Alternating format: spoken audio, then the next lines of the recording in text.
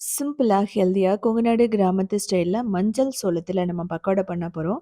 அரிசி மாவு, பொட்டுக்கடல மாவு, அதுக்கப்புறமா கடலை மாவு எதுவுமே தேவையே இல்ல. 10 நிமிஷத்துல பண்ணிறலாம். இதுக்கு 2 கப் சோளம் எடுத்துக்கணும். இது வந்து பார்த்தீங்கன்னா, ஆர்கானிக்கான மஞ்சள் சோளம். அதாவது ஜோவர்ன்னு சொல்லுவோம். இத வந்து நல்லா சலிச்சு எடுத்துக்கணும். அந்த லம்ஸ் எல்லாம் இருந்ததுன்னா, பக்கோடா நமத்து போன மாரி ஆயிடும். இதுல 1/2 கப் உளுந்து மாவு, வறுத்து அரைச்சது கிடையாது. காய வச்சு மில்ல குடுத்து அரைச்சது.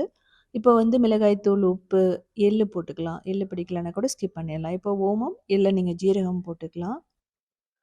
ஓமம் ரொம்பவே நல்லாயிருக்கும். இப்போ கருப்பு எள்ளு, அதுக்கப்புறம் பெருங்காயம். 2 கியூப் பட்டர் போடுறோம். எள்ளுல கால்சியம், இரும்பு சத்து அதிகமா இருக்கு. எள்ளு சாப்பிடாத குழந்தைகளுக்கு இப்படி ஊத்தி இப்படி போட்டு குடுக்கலாம். தேவையான அளவு தண்ணீய ஊத்திட்டு, நல்லா சாஃப்ட்டான மாவு மாரி கொண்டு வந்துரணும். இப்போ முறுக்கு குழல்ல போட்டுட்டு, நம்ம டைரக்ட்டா ஆயில்ல பிழிஞ்சு விட போறோம். இது வந்து 2 வாரத்துக்கு வரைக்குமே கெட்டு போகாது. அது மட்டும் இல்லாம, உங்களுக்கு ஆயிலும் அப்சர்வ் பண்ணாது.